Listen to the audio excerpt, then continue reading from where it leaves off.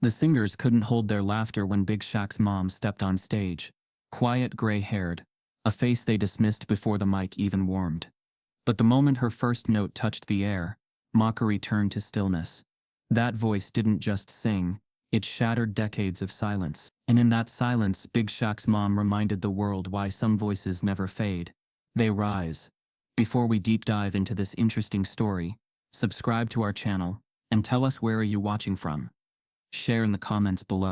It was one of those Los Angeles spring mornings when the sky was too perfect to trust. Light spilled through the high windows of the Wilshire Arcadia Theater, the kind of place where stardom was either born or buried, where the echo of spotlights past lingered in the velvet curtains and marble floors. The air inside held that layered silence that only buildings with legacy possessed, a hush filled with ghosted dreams, ego and anticipation. Outside the theater, a line of hopefuls wrapped around the block like a coiled promise. Inside, past the lobby and into the holding room, the scene was a vibrant, chaotic hum. Cameras shifted on dolly tracks, producers murmured into headsets, and contestants moved between nervous pacing and empty bravado. They were singers, dancers, dreamers, some rehearsing quietly in corners, some rehearsing too loudly as if volume could mask their fear. In this sea of hungry ambition stood a woman who didn't belong. Lucille O'Neill sat alone on a bench near the far wall, her hands folded in her lap, a vintage black clutch resting beside her like a memory she refused to let go. Her dress was simple, a soft blue with small floral stitching near the hem, and she wore it with the quiet dignity of someone who hadn't needed approval in a long time. Her gray hair was neatly pulled back. She didn't check her phone or scan the competition. She just waited, steady, still. But the room noticed her. At first it was passing curiosity. A few confused glances, subtle double takes. Then came the whispers, subtle as snake tongues. Some wondered if she was staff, lost or just confused. A few asked out loud if maybe this was a legacy contestant, a gimmick. Others didn't bother hiding their amusement. By the coffee table, a cluster of young artists whispered too loudly to be discreet. Among them was Brielle Knox, the platinum blonde, chart-rising pop sensation who already had millions of followers and one toe in mainstream fame. Dressed in designer streetwear, makeup sharp and cold, she looked Lucille up and down and smirked. "Must be bring your grandma to work day," she muttered, sipping her iced matcha like it was a microphone. Her entourage chuckled, too eager to earn her favor. The laughter spread like oil across pavement, low, slick, and slow. Lucille didn't react. Not when a boy in neon sneakers sneered at her orthopedic shoes. Not when someone snuck a photo and whispered, "Let's meme her." Not even when a contestant bumped her shoulder with faux accident and grinned. Her eyes remained distant, fixed on something invisible in the air ahead of her. There was a story behind them, not one of fear, but of quiet calculation. Behind her silence, a storm had begun to gather, but no one in that theater could feel it yet. Upstairs, producers scrambled over changes to the lineup. A last-minute inclusion had shifted slots. Lucille had apparently submitted her audition months ago through a handwritten letter, bypassing the video submission rules. Nobody remembered approving it, but someone must have. And now she was here, her name on the list, her time confirmed. In a room full of flash and flame, she was a candle, and that unsettled people, more than it amused them. Backstage, a judge named Declan Storm flipped through contestant profiles. He paused when he reached Lucille's folder. No headshots, no accolades, just a name, age, and a handwritten note. "I would like to sing a song from my childhood. It stayed with me long after I left it behind." He raised a brow but said nothing. The producers moved on. In the wings of the stage, the crew watched monitors as contestants performed one after another. High notes, dance breaks, confetti, flair. The audience clapped politely, sometimes wildly, but there was a sameness to it all, a gloss that dulled the shine. Then, Lucille's name appeared on the cue sheet. The assistant director squinted. "She's next?" He checked his earpiece. Didn't realize she actually showed. A nod from the floor manager. A shrug. No one had seen her rehearse. No one knew what genre she'd picked. No one seemed to care. Until now. She stood slowly when her name was called, brushing her skirt smooth. The room stilled for a beat, watching her rise. Brielle whispered something sharp. Someone laughed. Another contestant mumbled, "This should be good," sarcasm thick in the air. But as Lucille walked, there was something in her pace, not fast, Not slow, just purposeful. That unsettled the moment. Her shoes tapped gently against the polished floor. Her figure cutting through the crowd, like a thread through cloth. She wasn't intimidated. She wasn't amused. She wasn't playing. Shaquille O'Neal sat in the back row of the audience section. Hidden in plain sight, cap pulled low, hoodie up. The cameras didn't see him. The contestants didn't notice him. But his eyes never left her. The woman walking toward the spotlight was more than his mother. She was the reason he ever believed in truth, dignity, and rising even when the world tried to flatten you. And now, she was about to rise again. As Lucille stepped onto the stage, the house lights dimmed. The audience wasn't full. It was mostly staff, early press, and other contestants waiting their turn. But the murmurs returned like moths circling a flickering bulb. She moved to the microphone, took a breath, and looked up. Not at the judges, not at the crowd, but at the ceiling, or perhaps through it. Like she was addressing something far beyond the room. In the control booth, a young tech named Jasper Lane leaned closer to the monitor. His finger hovered near the volume dial. "This feels weird," he whispered to no one in particular. "Like, something's about to happen." Backstage, Brielle faked a yawn. "She'll forget the lyrics halfway through," she said, sliding on lip gloss. "That's how it goes. Seen it before." They crack under lights. But Lucille didn't crack. She inhaled. The mic hissed softly. The room exhaled, collectively bracing for embarrassment. But there was no trembling in her fingers, no panic in her eyes. Then the first note came. It wasn't loud. It wasn't flashy. It didn't soar an octave or ripple with complex runs. It was pure, bone deep, like the kind of sound that doesn't come from lungs, but from memory, old memory. The kind of note you don't just sing, but survive. The room froze. Jasper's hand dropped. The crew stopped adjusting lights. Even Declan, the judge known for his bored expressions, leaned forward slightly, as if something ancient had brushed past him. The whispers died instantly. Not a phone raised, not a cough, not a laugh. Brielle's gloss froze mid-application. Lucille sang not to impress, but to remember, to pull the thread of her past into this moment, and let it unfold on stage. Her voice held pain and warmth. It trembled not from fear, but from age, the beautiful kind earned through time and trial. Each word she sang felt like it belonged to another decade.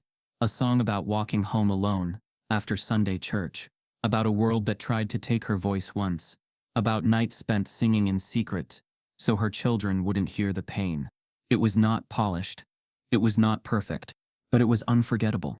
When the final note hovered in the air, fading like breath against glass, the room didn't react right away. There was no applause. Just silence. Heavy. Real. Lucille lowered her head, stepped back from the mic, and walked off stage without waiting for permission. Shaq stood up slowly in the back, his chest tight, his hands steady. He didn't need her to win. He just needed them to hear her. And they had. But what none of them realized, not the audience, not the judges, not the snickering contestants, was that this song, this moment, was not the climax. It was the fuse. The explosion hadn't happened yet. But it was coming. And when it did, none of them would laugh again. The sun hadn't fully crested the horizon when Shaquille O'Neal stood in the corner of his private kitchen, barefoot on cool tile, watching his mother hum to herself by the window. Morning poured into the room in soft amber, wrapping around Lucille like she belonged to it. She didn't notice him watching at first. Her back was to him, her voice low and aged, the notes drifting between memory and melody.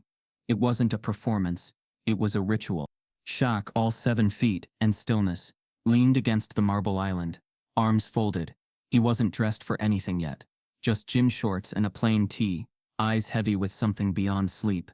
He'd been up for hours, not working, not planning, just thinking. Something about today didn't sit right with him, and it wasn't stage fright. Not his anyway. He'd seen his mother rehearse 3 times this week. Just enough to know the song had claws in her, but not once had she sung the whole thing in front of him. She'd always stopped midway, always with that same little smile, the one that didn't quite reach her eyes. Today was different. She was quieter, more deliberate, as if this morning mattered more than the show. Lucille's voice faded. She turned slightly, her fingers brushing the curtain, and caught her son's gaze. Her smile appeared instantly, soft and familiar, the kind that had carried him through injuries, heartbreak and silence in locker rooms, filled with noise. "Good morning, baby," she said, voice warm but distant, as if she was still half inside her music. He nodded, still watching her, trying to read beneath the calm she wore like a silk shawl. "You sleep?" "Like a rock," she replied, lying through her teeth. Shaq pushed off the counter, walked toward the window, and stopped beside her. The backyard stretched behind them. Trimmed hedges, pool untouched, birds just beginning their chatter. But his mind was elsewhere, fixed to a different time. A smaller house, a colder kitchen, a broken upright piano, with one leg propped on a stack of Bibles. He remembered it clearly. Lucille at the keys, never letting them see her cry when a string snapped mid-hymn. The way she'd keep singing anyway, voice lifting into spaces that had no right holding hope. But something had silenced her eventually. Not time, not age. Something else, something she'd never explain. "You ready for this?" he asked finally. Lucille glanced up at him, her eyes briefly betraying what her voice refused to say. "I've waited long enough." It wasn't the answer he wanted, but it was the one she gave. The rest of the morning moved quietly. Breakfast untouched. Bags already packed. The driver knew not to speak. Shaq watched her every movement, noting the tiny tremor in her left hand, the way she clutched her clutch tighter than usual. She wore a brooch he hadn't seen in years, a silver treble clef, slightly tarnished, once gifted to her by someone she never named. That more than anything unsettled him. In the SUV, the silence between them wasn't empty. It pulsed. Shaq reached into the inner pocket of his jacket, fingers brushing over the folded copy of an old contract, one he'd pulled from storage the night before. His legal team had retrieved it years ago, back when he'd first started asking questions. It was a binding agreement dated 1978, bearing Lucille's name and the emblem of a now-defunct recording label, Crestline Records. The terms were brief, the payout was small, the non-disclosure was permanent. Lucille had signed it the same week she stopped singing in church. He'd never confronted her with it. Not fully. She always sidestepped the conversation with phrases like, "It was a different time," or "God had other plans." But he'd read between the lines. Read the quiet, and now, watching her sit silently in the seat beside him, hands folded over that clutch, he knew something bigger was buried underneath that song. At the theater's private entrance, the staff greeted them by name. Shaq offered his usual nods, kept his voice low. Lucille walked slightly ahead of him, posture straight, gaze forward. As they passed through the side halls, the walls echoed faintly with contestants warming up, harmony spilling into one another like oil and water. The air buzzed with ambition, energy and nerve. But Lucille walked through it all, like a ghost visiting a place she used to haunt. Shaq held back as she entered the prep room, staying near the hallway, watching. His phone buzzed. A text from his agent asking if he was really going through with this whole mother performance thing. Another buzz followed, a tabloid headline previewing Braille Knox's expected win this season. He ignored them both. Instead, he opened his notes app and reviewed the backup plan. He didn't need press. He didn't want revenge. But he needed something on standby, just in case. He'd spent the last 48 hours pulling favors, calling people who owed him more than headlines. Quiet people, real people, people who knew music when it walked in wearing dusty shoes. If the judges tried to brush her off, if the crowd turned cruel, he'd be ready. Not with outrage, with proof. Because if the producers thought Lucille O'Neill was just an old woman with a shaky voice, they were about to learn what history they'd buried, and how deep it went. He had lined up a music historian, a former Crestline intern, even an old voice coach who remembered her sessions. One of them had provided a reel, unreleased, a raw studio cut of Lucille's original recording, dated a month before the label folded her contract and erased her name from their books. He kept it in a secure folder. If needed, it would leak before sunset. But as he watched her now, standing alone in a corner, humming again to herself, he hoped it wouldn't come to that. He hoped they'd just listen. Lucille's reflection in the mirror caught his eyes. For a second their gazes met. She smiled faintly, then turned away. She knew, not just what he was planning, but that he was planning something. That her son, who'd once been too big to hide behind curtains, now worked in silence when it mattered most. She didn't need his protection, but she welcomed his belief. Backstage, the noise was rising. Camera crews adjusted rigs. Contestants were being ushered to makeup. Production assistants scribbled time codes on clipboards. But Lucille stayed out of it all, as if untouched by the chaos. She was humming again, quieter now, The same melody from the kitchen. Shaq recognized it. Finally. It wasn't a hymn. It wasn't gospel. It was her sister's song. The one Lucille used to sing when the two of them were kids.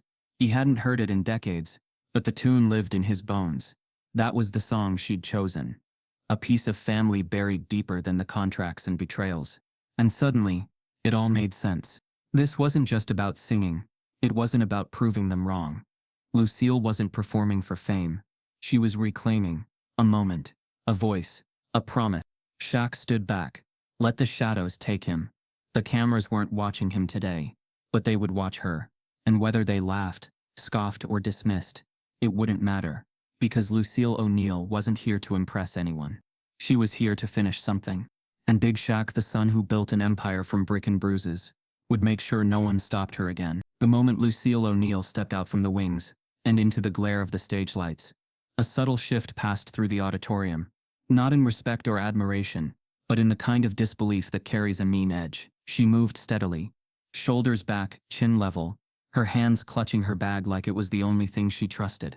But from the moment her foot touched the black gloss of center stage, the space around her began to hum with something uglier. There was no polite applause, not even the performative claps reserved for long-shot contestants. Instead, there were whispers, and then a few quiet snorts of laughter. The kind of laughter that comes from people who think they know everything. The judges didn't hide their surprise. Declan Storm arched an eyebrow, leaned back in his leather chair with a sigh of impatience, as if already drafting his dismissive critique in his mind. His co-judges exchanged glances. One tapped a pen against the score sheet without writing anything. Backstage, where the monitors broadcast the live feed, Brielle Knox didn't even pretend to be subtle. She rolled her eyes so hard it nearly became a performance in itself.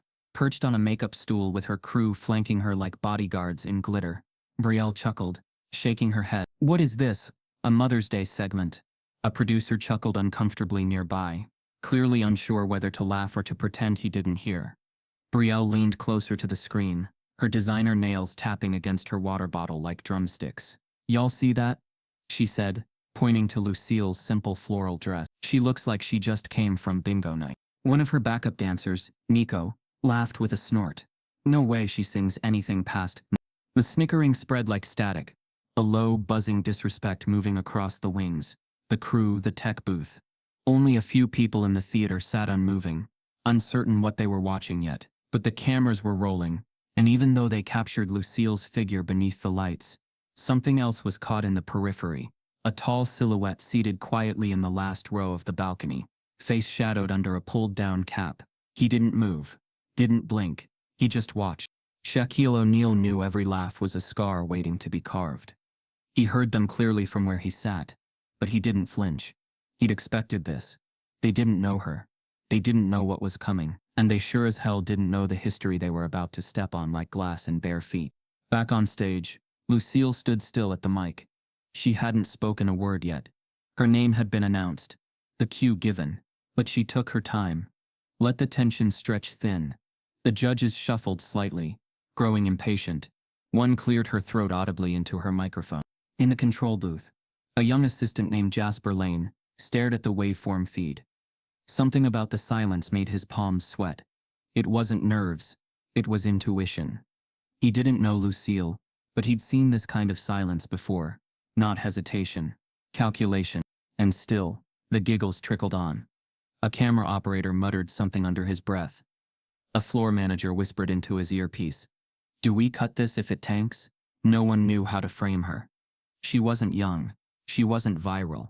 She wasn't the image this stage was built to sell. Then Lucille inhaled. Just that. One breath. It wasn't dramatic. It wasn't exaggerated. But it cut through the haze of disrespect like a bell tolling in a fog. Even Brielle paused mid-sentence backstage. Lucille raised her eyes, not to the judges, not to the audience, but to the rafters. She seemed to be looking through them all, beyond the cameras, beyond the lights, as if she were staring at someone long gone, someone whose memory gave her spine its steel. She sang. The first note came unannounced. No backing track. No flashy lighting cue. Just one raw, rounded note, low and holy, slipping into the space like warm water into cold hands. It wasn't the kind of voice built for radio. It was the kind that grew from roots, that had history in it, pain in it, grace, not style.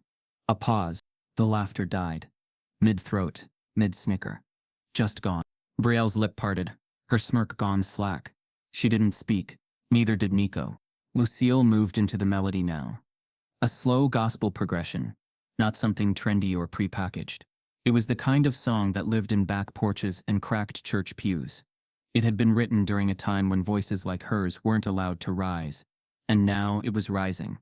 Shaq leaned forward in his seat, not in pride, in pain, because he knew that voice, knew every word she'd swallowed for decades, every note she never got to sing, and now it was all here, pouring out in a theater filled with people who didn't deserve it, but needed to hear it anyway. Lucille didn't raise her voice. She didn't belt. She didn't impress. She testified. Each line was a revelation wrapped in rhythm. Each phrase made the room colder somehow, like a ghost had entered. She sang of waiting on a dream that never came, of hands folded too long, of being told she was too much and not enough all at once, of doors slammed and silence bought. And then the last note came, a soft fall from a great height, and landed like snow on the backs of every neck in the room. Silence. True silence. Not polite. Not shocked. Stilled. The judges sat motionless. Dicklin's hand hovered above his buzzer but never touched it. One of the producers had his phone raised, not to record but to fumble for the stop button, and even he forgot what he was doing. Lucille stepped back. No bow. No nod. She simply turned and walked off stage like a woman who had just set down a weight she'd carried for 40 years. Backstage, the crew parted as she passed. No one joked now. Brielle blinked hard. Her manager whispered something to her, but she didn't hear it. She was still staring at the monitor, expression unreadable. In the dark upper seats, Shaq rose. Quietly. The room still hadn't moved. It was as if the collective had realized too late they'd witnessed something real. Something they hadn't earned.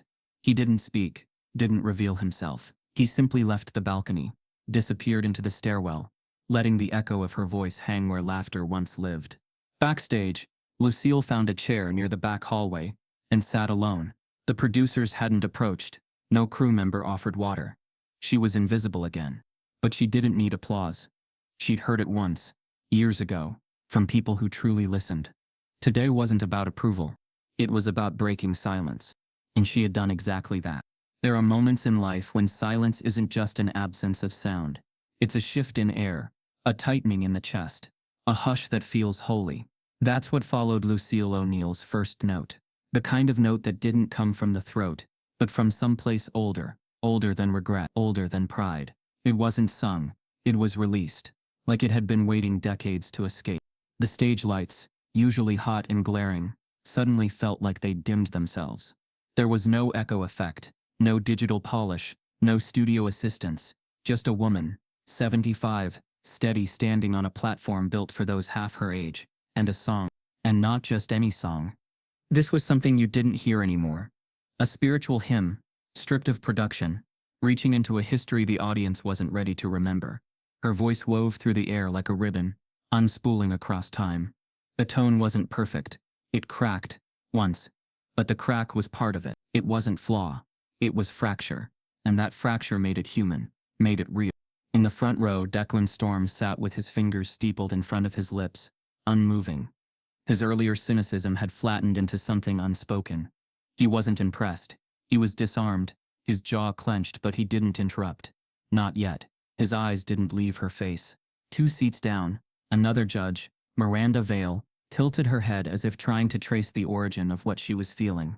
There was something uncomfortable blooming beneath her professional demeanor. Not awe, something more complex, like recognition mixed with shame. Backstage, Brielle Knox remained frozen in front of the monitor. Her usual stream of sarcastic commentary had evaporated. Her perfectly drawn lips parted slightly as she watched Lucille continue verse after verse. Her eyes closed now, lost inside her own memory. There was no choreography, no performance, just presence. Every syllable that left Lucille's mouth was carved from ache. Not current ache, but historical, generational. The kind that seeped through families, passed between mothers and daughters in quiet kitchens. Her song didn't ask to be heard. It demanded remembrance. And it landed hard. Somewhere in the upper balcony, a cough tried to escape, but was swallowed halfway, as if the air itself had warned against disrupting this moment. In the control booth, Jasper Lane stared at the audio levels on the monitor, bewildered. They were clean, too clean. It was as if the room had absorbed the song, holding it in suspension, like the sound didn't want to touch the ground. He leaned into the mic and whispered, "Keep the shot steady, don't cut." The camera operator nodded, adjusting his grip, eyes wide. This wasn't the kind of footage you interrupt. This was the kind you let breathe. Back on stage, Lucille reached the bridge. Her voice shifted slightly, trembled, and then rose, not in volume but in intensity. She wasn't just singing now. She was revealing. The lyrics spoke of silence and dust, of walking barefoot through judgment, of music left unplayed on pianos with broken keys. She changed one line. Jasper noticed, but the judges didn't. The change was subtle, almost coded. She replaced a phrase about shadows with something more personal. "Still they called me too much light." Shaq, seated in the shadows of the audience's rear, breathed in deeply when he heard it. That line hadn't been in the original version. That was her, pure Lucille, defiant even in a whisper. And still, no one clapped. No one dared. This wasn't a room of fans. It was a room of witnesses. And witnesses don't cheer until the miracle is over. But the miracle was still happening. Lucille's final chorus slowed, not theatrically, but in surrender. She let the weight of the last lines sit on her shoulders as she sang them, each word heavier than the last. I waited at the edge of sound, for someone to hear me whole.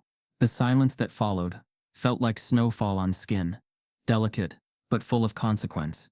Lucille opened her eyes, looked straight ahead, not at the judges, not at the cameras, but at something that lived beyond them, a memory, maybe, or a promise. She didn't bow. She simply stepped back from the mic and turned. That's when the air truly broke.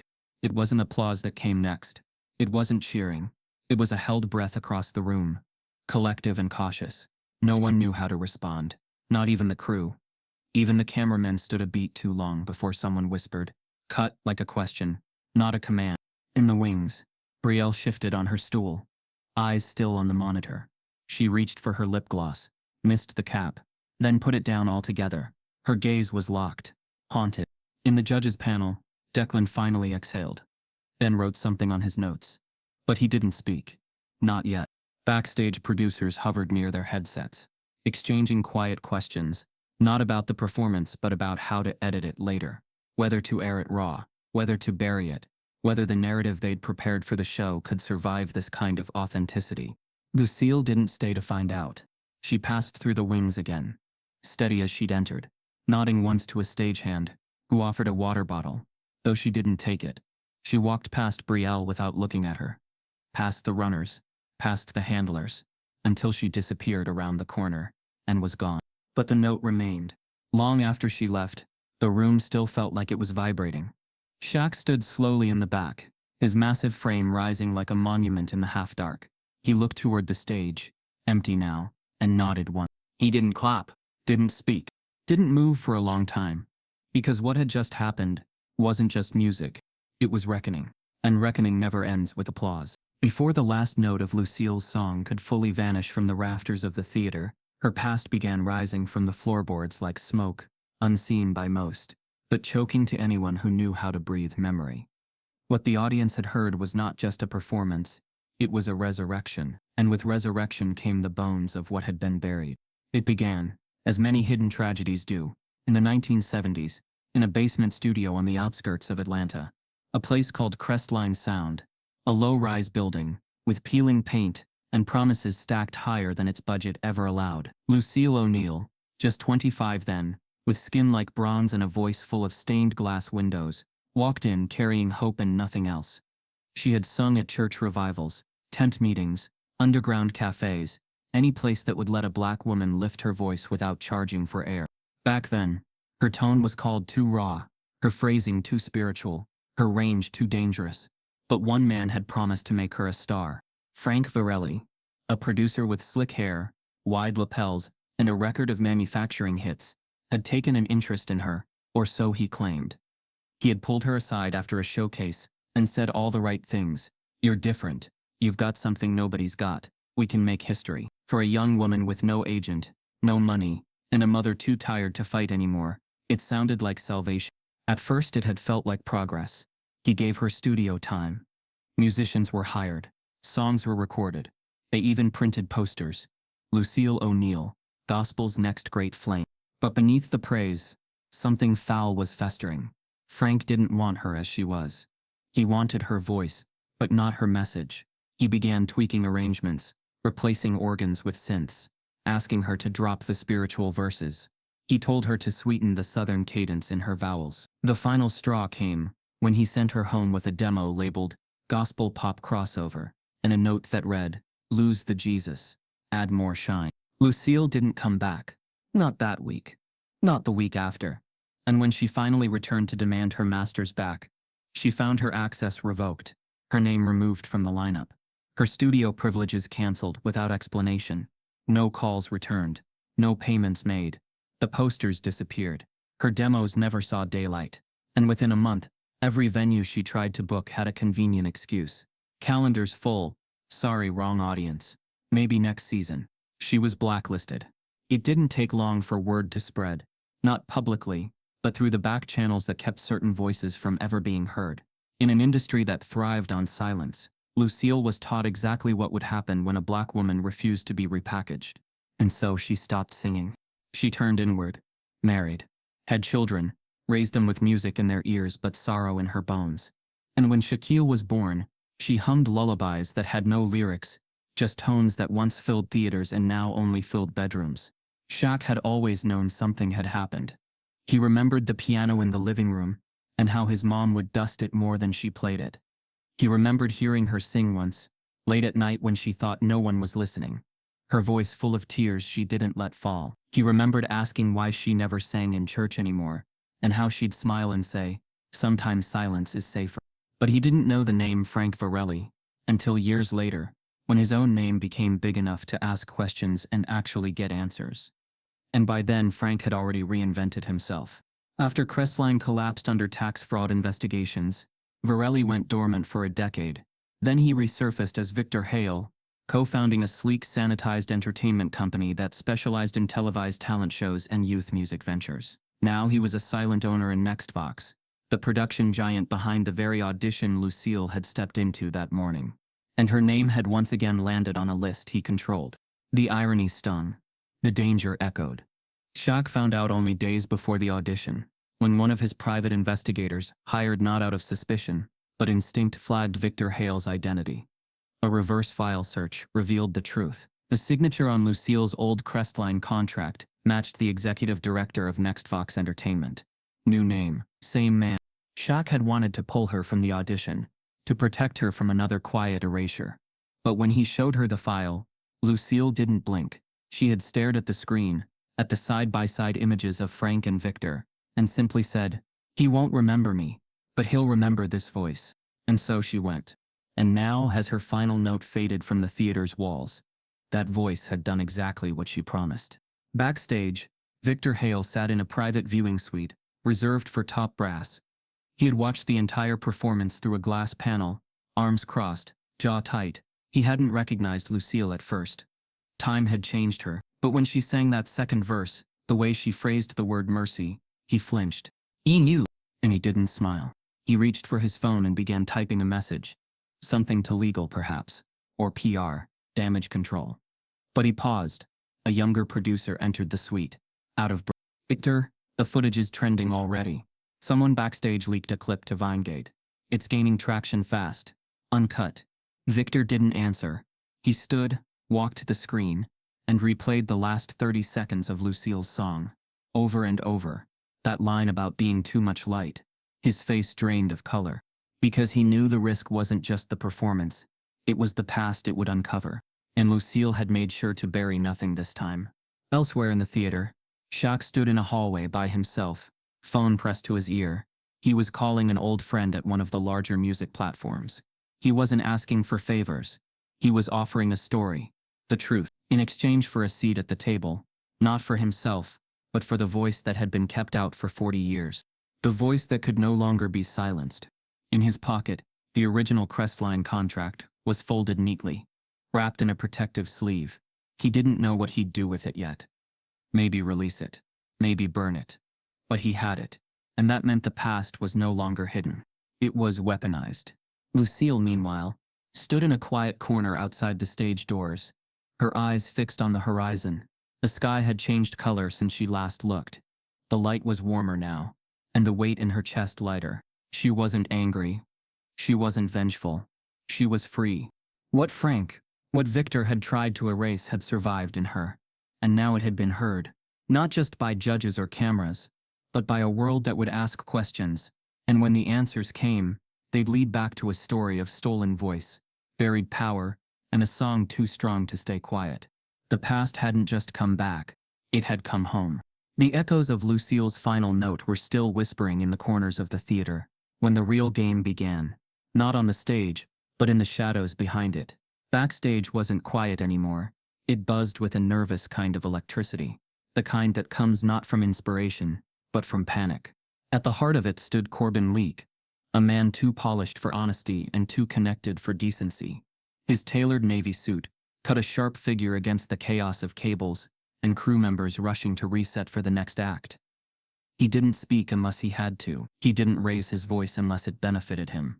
But when he moved, things happened, whether you liked it or not. Corbin wasn't just Brielle Knox's manager. He was one of the puppet masters behind the scenes, part talent rep, part consultant, and unofficially a fixer for the production team when image management was at stake. He dealt in optics and outcomes, and right now, Lucille O'Neill was the wrong kind of story. He had watched her performance from a private monitor suite, drink in hand, surrounded by production notes and contestant analytics. At first he'd smirked like the rest, but midway through her performance, he had sat forward, frowning, not because he was impressed, but because he recognized her, not the woman, the name. He'd heard the name Lucille O'Neill before, not in a studio, not on stage, but years ago, in a whispered conversation with an old mentor, Frank Varelli, who once boasted about an uncooperative gospel artist he'd had to shut down. Too proud to play the game, Frank had said, too holy to sell, the kind of woman who thought truth was currency in the business of illusion. That same mentor now operated under a different identity. Victor Hale, his partner in several ventures, including this very show, and now that woman had walked straight back into the machine they'd built, singing a song that wasn't supposed to exist anymore. Corbin set his drink down, calmly adjusted his cufflinks, and turned to the nearest assistant producer. "Get the floor team on Channel 3, he said smoothly, "and tell makeup to stall the next segment. I need 10 minutes. By the time he walked down the narrow corridor leading to the judge's holding area, he had already made 2 calls, one to legal and one to a media strategist. He wasn't worried about Lucille's voice, he was worried about the momentum it was building. Viral heat was unpredictable, and nothing ruined a show's narrative faster than an unsanctioned redemption arc. Inside the holding room, the judges were gathered around a screen, re-watching Lucille's performance in complete silence. Declan Storm sat with his chin resting on his fist, as if trying to justify how something so unglamorous had just unsettled the entire competition. Miranda Vale was frowning, conflicted. The third judge, Trey Maddox, was scrolling on his phone, already seeing posts with hashtags like Lucille Unbroken and Real Voice Real Song trending on social media. Corbin didn't waste time. "She can't move forward," he said flatly. 3 heads turned to him. Declan raised an eyebrow. "Excuse me?" "You heard me," Corbin said, walking to the screen and pausing it on Lucille's final expression, calm, centered, untouchable. "You let her through, and the whole format collapses. We lose our youth market grip. Brielle's arc gets diluted. Worse, you invite scrutiny into Victor's legacy, and we do not want that right now." Miranda's eyes narrowed. "You're saying we should disqualify her for what? Being too good?" "I'm saying she's not part of the plan," Corbin replied, his voice still cool, calculated. "And before this show was ever about talent, it was about story. We sell stories, not voices. You let this one through. You open a door we can't close." Declan leaned back in his chair, considering. "So what's the play? Reject her and become the villains?" You saw the crowd. They felt something, and the online chatter's growing. Fast. Corbin's smile was slight, surgical. "We don't reject her, we redirect her. Say the competition rules were misapplied, too late in the process. Age clause interpretation. Something vague but airtight. We let her bow out with dignity, spin it as her choice. Maybe even offer her a legacy feature on the finale. She gets a send-off. We get our narrative back. Trey finally looked up from his phone. You really think people will buy that? Corbin didn't blink. They've bought worse. And they've already forgotten better. There was a long pause. Then Declan nodded slowly. Not out of agreement, but out of weariness. He'd been in the business long enough to know when truth didn't pay. Corbin left the room before anyone changed their mind. Back on the floor, Brielle was pacing. She'd seen the same metrics. Her PR team had already flagged Lucille's clip as disruptive. Her sponsorship contact had sent a vague text about brand realignment and wanting to monitor unfolding sentiment. It wasn't good. She spotted Corbin rounding the corner and moved toward him quickly. Well, she asked, voice sharp. What are we doing about her? She's done, he said smoothly. We're handling it. You're sure? Corbin stopped, looked her dead in the eyes. Brielle, your arc is about victory through vulnerability. Recovery from scandal. Your mother's rehab. Your cancelled album. We've built months of press around that. There's no room for a 75-year-old gospel icon in your comeback. Brielle crossed her arms, still rattled. She made me feel small. Corbin gave a dry laugh. Good. Use it. Write a song about it. But don't compete with it. He walked away, phone already back to his ear. In another corner of the backstage maze, Shaq was standing by a vending machine. Arms crossed, expression unreadable. He'd heard whispers, watched Corbin move. He knew the language of cover-ups, the timing, the urgency. He didn't need evidence. He'd seen enough executives panic behind glass walls to know the playbook. They weren't just trying to bury his mother. They were trying to erase her again. Politely, legally, silently. But this time, he wasn't a kid in the back row. This time he was ready. He reached into his jacket pocket, pulled out the USB drive containing a digital copy of the original contract, the one that linked Lucille to Victor Hale. Alongside it, he'd stored the old demo tracks, proof of sabotage, and a private testimonial from a former Crestline engineer who'd heard Frank Victor say, "We don't need soul, we need sellable." If they came for Lucille, Shaq would unleash it all. Not for revenge, for truth. As the stage lights reset, and the next performer's cue rang out, Lucille stood near the exit doors, quiet but alert. She hadn't been told anything yet, but she could feel it in the air. The shift, the manipulation curling in like fog. She adjusted her purse strap and looked once more at the stage she'd just walked off. She knew better than to expect fairness, but she also knew how to outlive cruelty. She had done it once. She would do it again. The backstage setup was in motion, but the game wasn't over.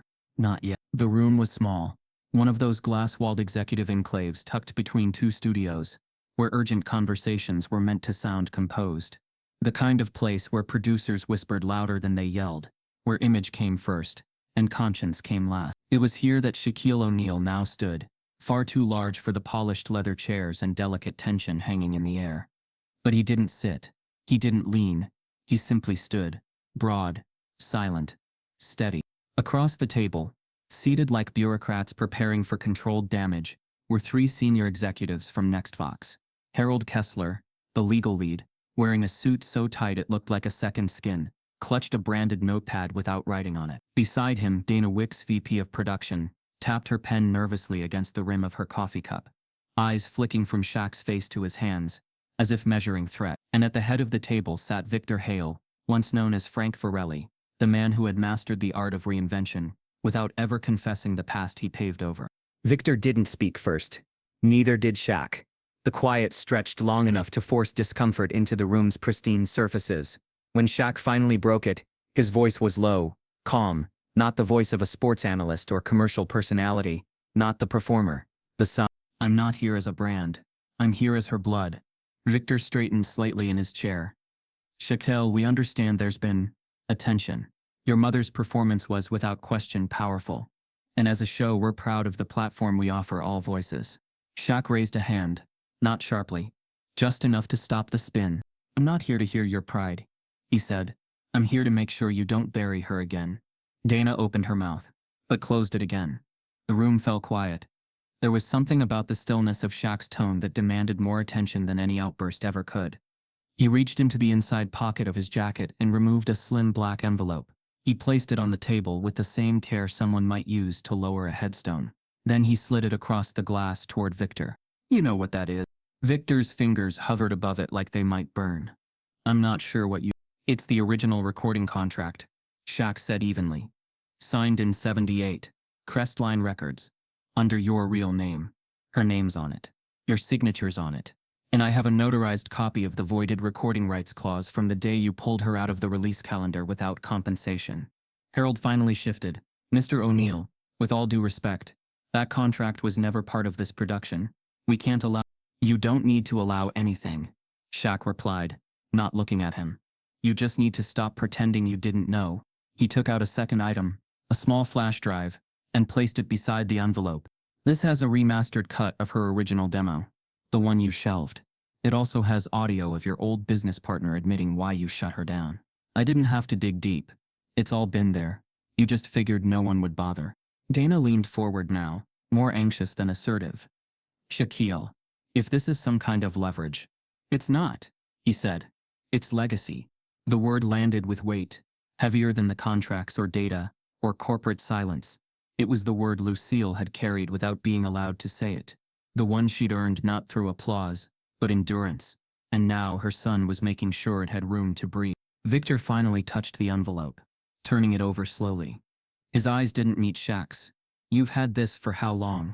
Long enough to know what kind of people you are, Shaq said. But also long enough to know what kind of man I am. I didn't go to the press. I didn't smear your name. I didn't leak a scandal. I gave you the chance to do the one thing you never gave her. A choice. Dana exhaled through her nose.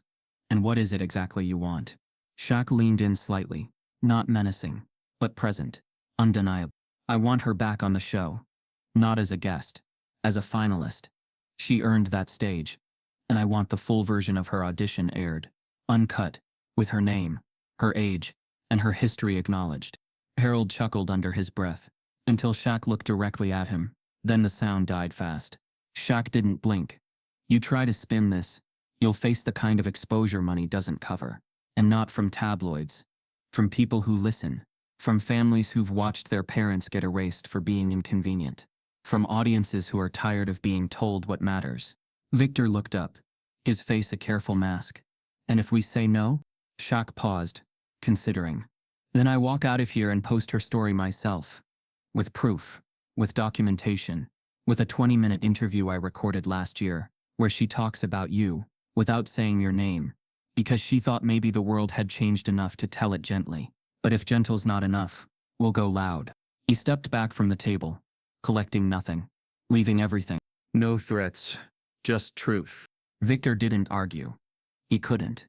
The weight of time sat too heavily across his shoulders now, every line on his face suddenly more visible beneath the glass room lighting. Shaq walked toward the door, his steps steady, deliberate. Dana called after him, voice wavering slightly. We'll need time to review. You don't have time, Shaq said without turning around. She gave you 40 years already. When he exited, the hallway outside felt colder, sharper. The assistant standing nearby with a headset looked up at him, startled. Shaq gave no signal, no speech, just a nod, and he moved on. Lucille was waiting in the green room, alone, sitting in a simple chair with her hands clasped in her lap. She looked up when he entered, studying his face. She didn't ask what had been said. She didn't need to. He walked to her, crouched beside her chair, and took her hand in both of his. They're not ready, he said quietly. But they don't have to be. You are. Lucille's expression didn't change, but something in her eyes softened. She squeezed his hand. I always was. The moment sat between them, not triumphant, not clean, but real. And in that realness was everything that had ever been taken. Back inside the glass room, Victor remained seated. The envelope and flash drive sat untouched before him. His reflection in the table looked older, smaller. For the first time in his carefully engineered career, he didn't know which version of himself to present. The fixer, the founder, or the fraud. Harold spoke cautiously. If we cave, we open the door to past claims. Other silenced artists. Precedent. Victor nodded slowly. And if we don't, we lose the present. Outside, as stagehands shuffled the set for the next segment, and Brielle Knox rehearsed a routine in a mirror she no longer felt centered in, Lucille O'Neill sat quietly beside her son. She wasn't planning revenge. She was preparing to sing again. This time, they'd have to listen. The leak happened in the quiet hour just before midnight, when the theater had long since emptied, and the back corridors echoed only with the soft clatter of cleanup crews. The video wasn't supposed to exist, at least not in that form. No filters, no production polish, no scoring, just raw footage of a 75-year-old woman standing still beneath hot lights and opening her mouth to sing something the world had forgotten it needed. It was Jasper Lane, the youngest tech on the set, who uploaded it. He hadn't meant to break rules, but when he reviewed the raw audio to calibrate mic sensitivity, something in Lucille's voice made him sit up straight, then sit still for the entire 3 minutes and 52 seconds, and by the end, with goosebumps rising up both arms, he'd whispered aloud to no one, "People have to hear this."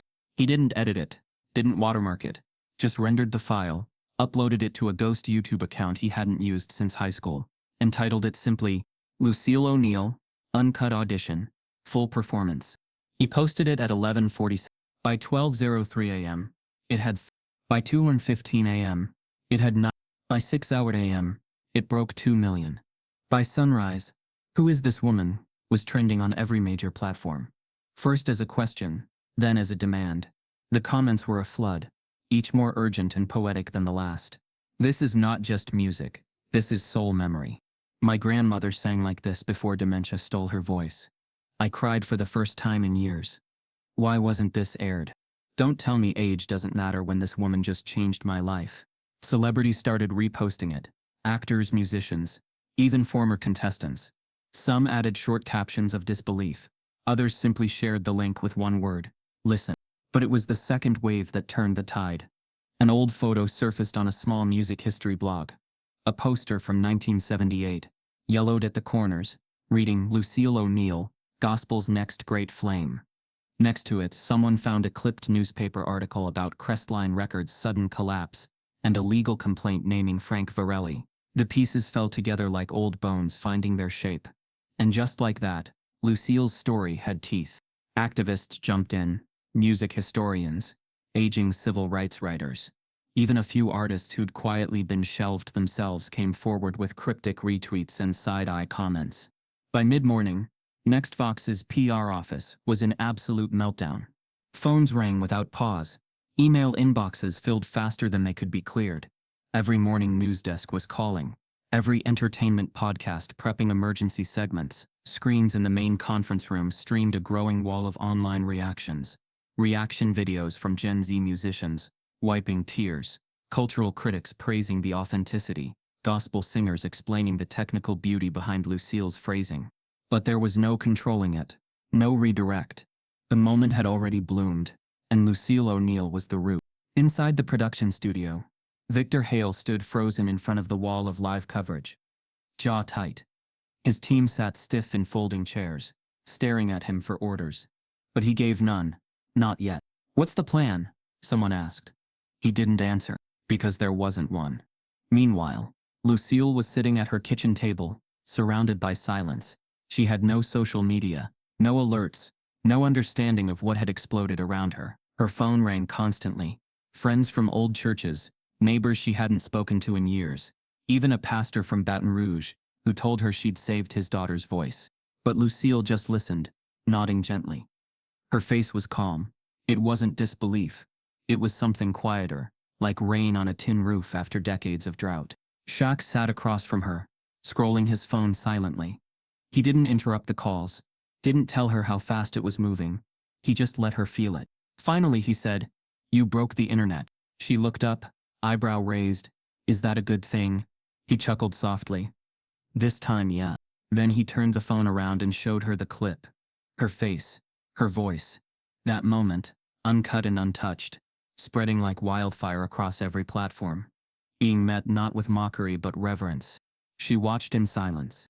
When the video ended, she reached across the table and placed her hand over Shaq's. "I didn't do it for them." "I know," he said. "That's why it worked." By noon, journalists had flooded the gates of the theater, and under pressure too loud to ignore. Next Fox made a statement. "We are deeply moved by the public's response to Lucille O'Neal's performance. We value every voice that graces our stage, and believe in honoring the legacy of those who've paved the way. We are formally inviting Miss O'Neill to return for a special feature during our live finale broadcast. The post was neat, corporate, safe, but the internet wasn't satisfied. They didn't want a feature. They wanted justice. Petitions began. One demand: reinstate Lucille as a finalist. Another: air the full performance nationally. And another: investigate the silencing of Black gospel artists in televised entertainment. Within hours, 2 million signatures. By 3:00 p.m., Lucille's original demo from the 1970s, leaked online by a vinyl collector who'd had it tucked away in a drawer, was trending on SoundStream. By 5:00 p.m., 3 different late-night hosts had announced they wanted her on their shows. Back in the production lot, Victor Hale finally caved. Not out of contrition but necessity. The network heads were clear: fix this. Now, he called a meeting with the executive team. They restructured the finale on the spot. Lucille O'Neill was no longer a guest. She was a headliner. And not just that, the announcement would come live, on air, from the host with her name printed large across the screen. They wouldn't dare frame it as a gift. It would be framed as what it was: a correction. When Shaq told her the news, Lucille sat still for a moment. Then she stood up, walked to her small living room, and took down the old photo that had hung above her upright piano for years. It was a picture of her sister, head tilted, eyes closed, singing into a broken mic during a street revival. Lucille held it against her chest and whispered, "They finally heard us, baby." She didn't cry. She didn't shout. But in that moment, every note she'd ever swallowed sang in the silence. That night, television promos ran across major networks. Lucille O'Neill returns, one voice, 40 years silenced, now unstoppable. Across homes in every corner of the country, trailers in Georgia, brownstones in New Jersey, downtown lofts in Oakland, people paused. Some didn't recognize her, others did, and still more said the words now spreading faster than the footage itself. "That's Big Shaq's mama. She's the one they laughed at. She's the one who sang the truth." By midnight, she had her own Wikipedia page. By morning, she had 5 national interviews booked. But none of it changed her. Lucille O'Neill was already whole before the world found her. Now they were just catching up. They didn't call. They showed up. A black car with federal plates pulled up to Lucille O'Neill's modest front yard 2 days after the audition footage reached 10 million views. No flashing lights. No camera crews. Just a suited representative from the National Music Heritage Committee, holding a formal letter embossed with gold-foiled lettering and a seal that hadn't changed since the early days of Motown. They invited her not for a feature, not for a tribute, but for a headlining performance at the American Song Legacy Awards, a live televised event that celebrated music's deepest roots. An invitation had never before been extended to someone without a current recording contract or management, and never, not once, to someone who'd been silenced for decades, and then resurrected by the sheer force of honesty. Lucille read the letter slowly, her hand steady, her face unreadable. Shaq watched her from the porch steps. He didn't push her to accept. He didn't remind her how far she'd come, or what it might mean. He only said, "If you say no, they'll survive. But if you say yes, they'll finally understand." She looked up at him, eyes glinting not with ambition, but with something clearer. "Then I guess I better let him understand." The night of the performance was unlike anything she'd prepared for. The stage was grand, yes, velvet curtained, golden lit, framed with slow-spinning mirrors and subtle projections of America's musical history. But the moment wasn't big because of the stage. It was big because the world had already decided she mattered, before she ever stepped out again. There were no more laughs, no more raised eyebrows, no more whispered critiques from people pretending to be gatekeepers of what art should sound like. This time, as Lucille entered the backstage hall, the crew rose, one by one, not for protocol, not for spectacle, but for reverence. She walked quietly, dressed in a dark blue gown that hugged her like memory. The brooch pinned near her heart shimmered faintly, silver treble clef, the same one she wore at the audition. Her hair was drawn back in soft curls, her makeup minimal. She looked like someone who had nothing left to prove, and everything left to say. Shaq stood just off stage in a black suit, his hands folded tightly in front of him. The room behind him was lined with producers, organizers, and stage directors, all silently rehearsing the cue cards. But Shaq wasn't watching them. His eyes were fixed forward, where the curtain swayed faintly with anticipation. From the crowd came an unspoken reverence. The applause that followed her introduction wasn't wild or frenzied. It was deep, standing, sustained. Not for fame, for truth. The host said it plainly. Tonight we honor not a comeback, but a correction. And then Lucille O'Neill walked into the lights. She didn't begin with a greeting, no nod, no scripted preamble, just stillness. And then, she sang. It wasn't the same song from the audition, though it carried pieces of it in its bones. This one was older, written by her sister, never published. A piece passed down orally, mother to daughter, sister to sister, like a hymn that refused to be buried. The title had never been spoken publicly before. I waited for the sky to open, and as she opened her mouth to begin, something seismic occurred, not just in the building, but in homes across the country, where families sat crowded around screens, some in silence, others already weeping before she finished the first verse. Her voice rose like a sun breaking through storm clouds. It wasn't flashy. It wasn't engineered. It was holy, the kind of voice that didn't aim to entertain. It aimed to remind that we were born into a world shaped by the voices we silenced. That truth doesn't fade. That it waits, patiently, until we're quiet enough to hear it. In the control booth, an executive producer who once called her audition a nostalgic novelty removed his headset and simply closed his eyes. In the second row, a famed pop producer who once laughed into his coffee when told Lucille might go viral sat unmoving. His jaw clenched, his hands clasped so tightly they turned white.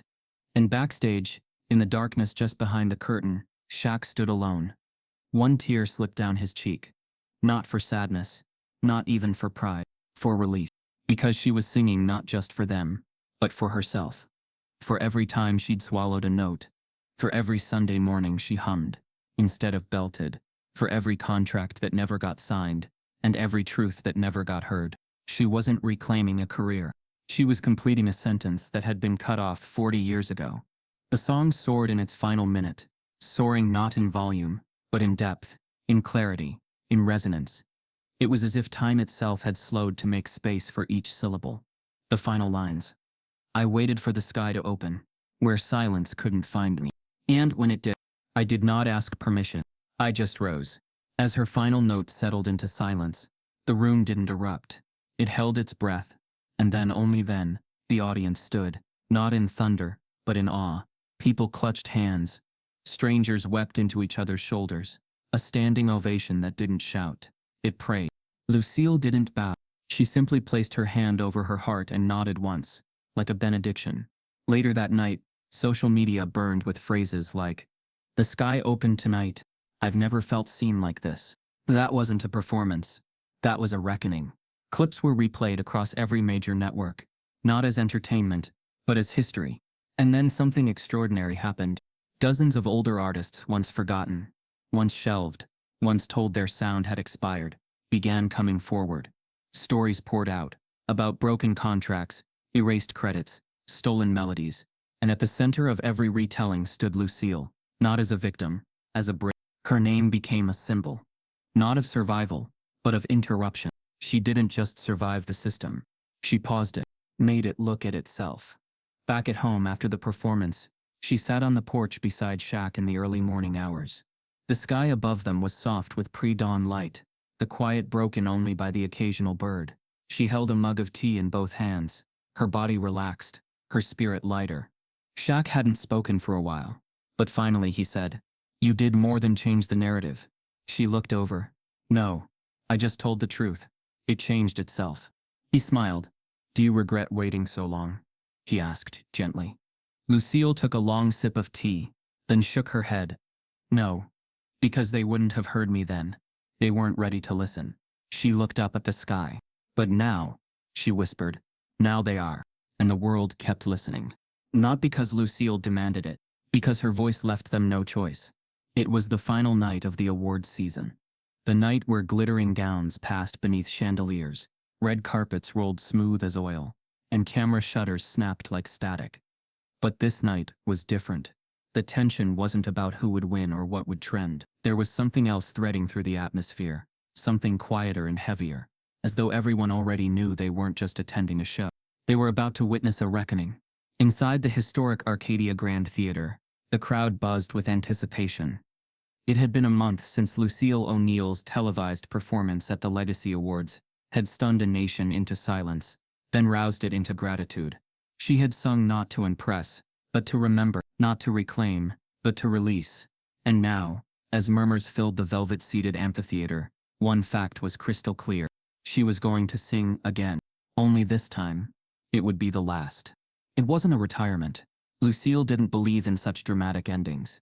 But this song, was different. It had never been performed before. Not in public, not even in private, not in full. It had waited 43 years for a voice. And now, that voice was ready. The hosts had built the evening around her.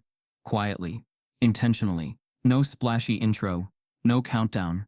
Just a final slot, billed as closing tribute, the song that survived. Shaquille O'Neal stood at the far end of the backstage corridor, dressed in a crisp black suit, no tie, hands clasped behind his back. His towering frame cast a shadow across the doorway, but he didn't step into the light. He wasn't here to be seen. He was here to let her be seen. Lucille waited in the wings, a silhouette in satin and grace. Her dress was deep burgundy this time, the color of aged hymns and bloodlines. The same silver brooch still rested over her heart. Her eyes were steady, but beneath them lived the weight of decades of silence endured, truths swallowed, and melodies saved in the dark. In her hand she held a folded piece of paper, yellowed, fragile, the lyrics written in tight cursive, worn soft by time. It was the only existing copy of her sister's final composition. Delilah O'Neil had written the song in 1981, 3 months before her sudden death from complications during a routine surgery. She'd been the writer, the rebel, the one who never softened her voice even when the world demanded it. Lucille had been the singer, the interpreter, they were a team. Never signed, never recognized, but known. Delilah had called the song "Tell Me the Color of My Silence." She had never lived to hear it sung. Until now. The house lights dimmed. The room hushed. There were no graphics on the screen, no sweeping crane shots, just a spotlight. And then Lucille walked forward. The applause was slow to start. Not out of disrespect, but reverence. This wasn't fanfare. This was witness. Everyone knew what they were seeing. A woman who'd once been laughed at, dismissed, blacklisted. A voice they tried to erase. Now, standing exactly where history had once told her she didn't belong. She reached the microphone, unfolded the paper, and looked out at the audience. Then she spoke, gently, voice unwavering. "I never wanted a stage. I only wanted a song." She held up the paper, fingers trembling ever so slightly. "My sister wrote this 40 years ago. She died before she could hear it sung. And I lost my voice before I could give it breath. But tonight, I give it back to her. To every sister silenced. To every mother unseen. To every sound that had to wait. A pause. A breath. Then the music began. There were no drums, no strings, just a single upright piano, played softly, reverently. The first chords were haunting in their simplicity.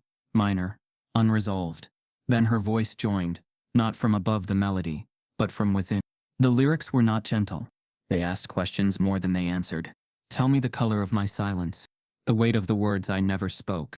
When I smiled so white they forgot my name. When I laughed so light, they missed my choke." The audience was still.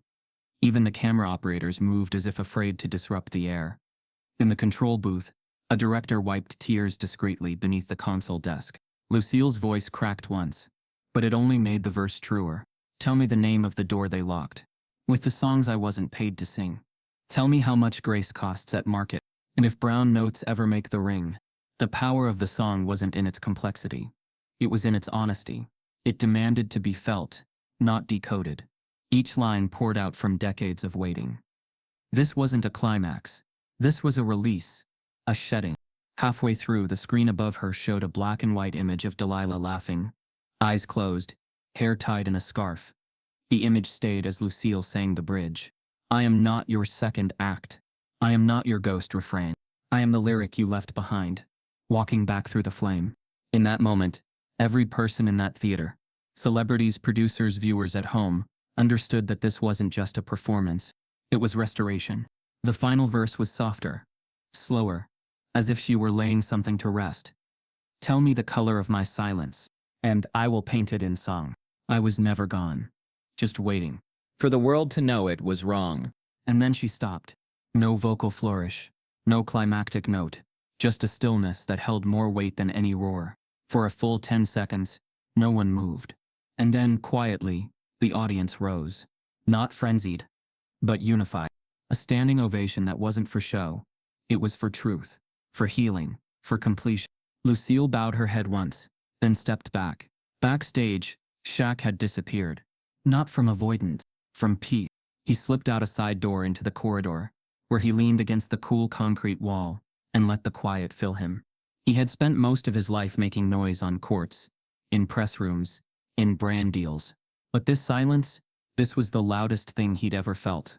He didn't need to be in the spotlight tonight, because the real story was already glowing. Later, when the event wrapped, and the last photos were taken, Lucille returned to the dressing room. It was small, humble. A light bulb above the mirror flickered faintly. The applause had faded. The stage was already being broken down. But she sat in front of the mirror, looked at herself, and smiled. She hadn't won an award. She hadn't needed to.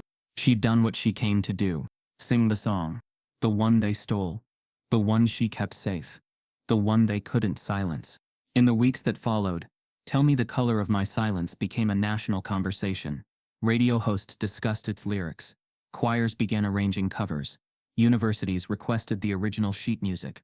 And Lucille, she went home. She walked her neighborhood with the same quiet steps. Greeted her neighbors. Watered her garden. She said no to interviews. To record deals. To speaking circuits. She wasn't interested in fame. She had already found her peace. And Shaq? He didn't promote the performance. He didn't brand it. He archived it. He bought the rights to the footage and made it permanently free to view online, hosted on a public platform with no ads, no sponsorships, just the raw, uninterrupted performance of a song that waited 4 decades to be heard.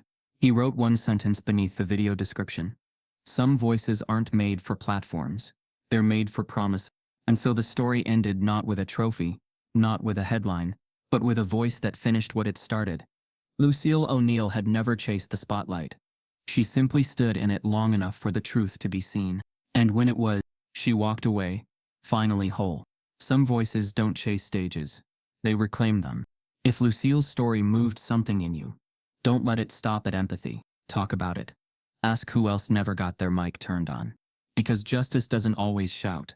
Sometimes it sings. And when it does, we better be listening.